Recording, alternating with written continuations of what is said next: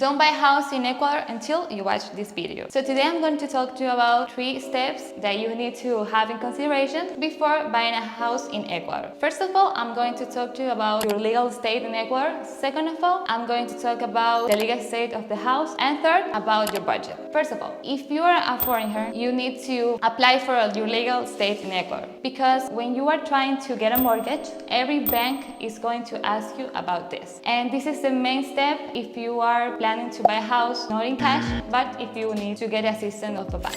You need to know that there are banks in Ecuador that maybe in the country that you're living right now, they have their banks too, like Banco Pichincha. I know in the States there are some buildings of this bank. So if you have an account over there, maybe you can pre-qualify for a mortgage in Ecuador. There are a lot of banks that you can apply a mortgage in the country that you're living in right now, and then this bank is going to work also in Ecuador. Second, you have to make sure that the house that you like, or maybe you saw on the internet and you want to buy this house, applies for a mortgage. How you can know if a house applies for a mortgage in a bank in Ecuador? First, the legal papers needs to be up to date. Second, this house doesn't have to have a mortgage already, obviously. And third of all, the legal papers needs to be in the name of the person that is going to sell the house for you. And last, for me, the most important thing is your budget. You need to know your budget to make sure you're not overspending, or maybe the house that you're going to get is not what you expected. Because in Ecuador, you can buy houses maybe from $30,000, $50,000, $100,000, and $1 million. You need to know what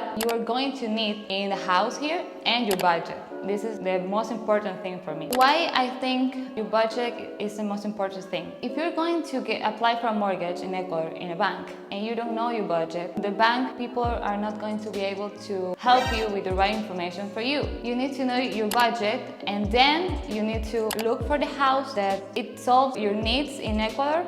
Maybe you need a 3-bedroom house, a 1-floor house, and with your budget and your house, you go to the bank and they're going to help you with the best information for you. And if you are not an Ecuadorian by birth, you are going to apply for a specific mortgage. This mortgage is a special one. Every bank has different interest rates. Okay, let me explain more about this. Every bank in Ecuador has a minimum and a maximum interest that can apply to you if you're buying a house with a mortgage, okay? But most of the banks, they're going to lend you just the 80% of the total price of the house. And if you don't know your budget, you don't know how much cash you need to have for applying to this house. So let's talk about a number. If you're applying for a house that costs $100,000, you need to have $20,000 in cash for buying the house and making your first deposit. And then the bank is going to give you $80,000, and the mortgage is going to be for the whole house.